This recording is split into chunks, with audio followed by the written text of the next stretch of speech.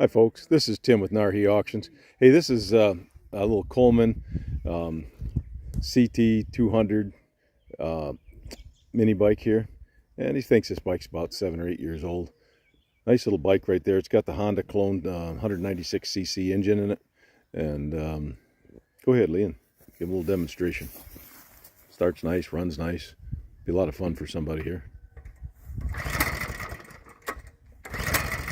Might need a choke.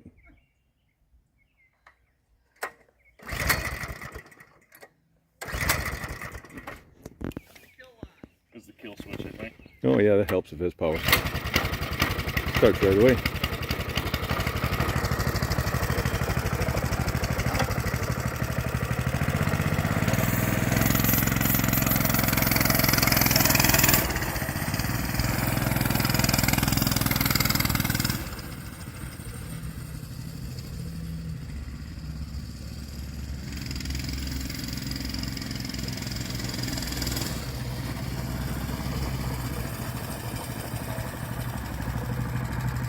There you go, Coleman CT200.